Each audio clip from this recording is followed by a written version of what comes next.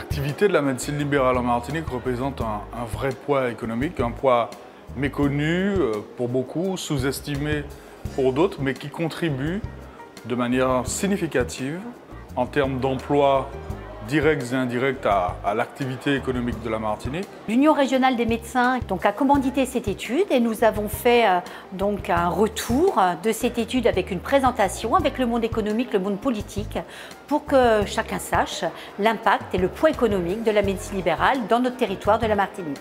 Un poids économique avéré, puisque comme je l'ai dit dans l'une des séquences de mon intervention, ce PIB a représenté à la fin de l'année 2014 un montant supérieur à celui du secteur de l'agriculture en Martinique.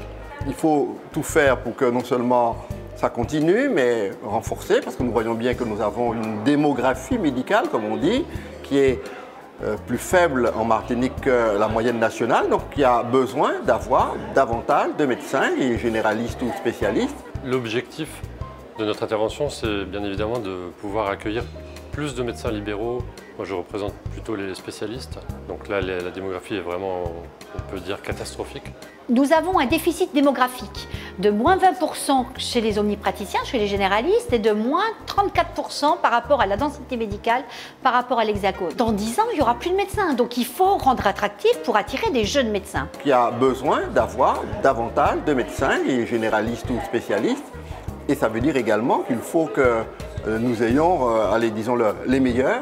Les internes ne viennent pas peu, ils viennent, on pourrait dire, selon le numerus clausus. Le problème, c'est qu'ils ne restent pas. Alors la destination Martinique, pour l'instant, n'est pas une très bonne destination, tout simplement parce que les internes se disent que c'est loin de leur famille, loin de chez eux, et surtout qu'ils n'auront pas les mêmes chances de formation qu'en métropole. Donc à nous de rendre attractif par la qualité d'accueil, avoir un internat, avoir des moyens facilités, donc on peut avoir des billets d'avion payés. S'ils étaient mieux accueillis, si on leur permettait d'avoir des structures d'accueil, si on leur permettait d'avoir ces formations auxquelles ils n'ont pas accès ici, et qu'on leur permettait juste de pouvoir éventuellement prendre l'avion pour faire un congrès en métropole, ce serait un énorme plus pour eux, ça la motiverait plus pour venir. Et surtout, rendre attractif par des stages en libéral. Pour avoir également un regard sur ce qui se passe en ville.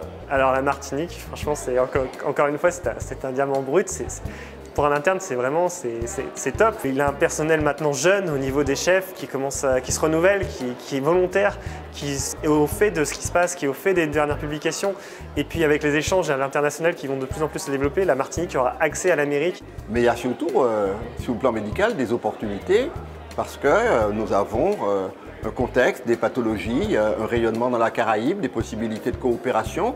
Tout cela constitue de vraies opportunités. Et pour les internes, c'est aussi c'est la découverte des spécialités locales, c'est la découverte d'une autre culture, d'une autre région. Et c'est vraiment exceptionnel. Nous devons tout faire pour que les médecins se sentent vraiment bien et ils aient envie d'y venir, d'y rester et d'y prospérer.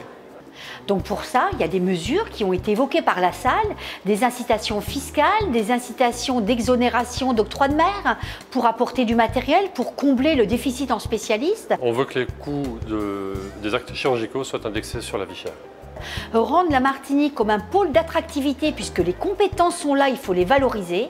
À moyen terme, c'est rendre attractif pour avoir les jeunes médecins, avoir les internes qui choisissent l'internat Antilles-Guyane. À long terme, c'est augmenter le nombre de reçus. Plus vous aurez d'Antillais qui vont passer leur concours en première année sur la faculté Antilles-Guyane, qui s'inscriront et qui auront envie de revenir. Il faut qu'il y ait de plus en plus de Martiniquais qui s'éveillent à ces perspectives-là, qui aient envie d'être médecins. Il y avait une partie démographique et une partie comment le ressenti des médecins sur une étude sur la qualité de vie.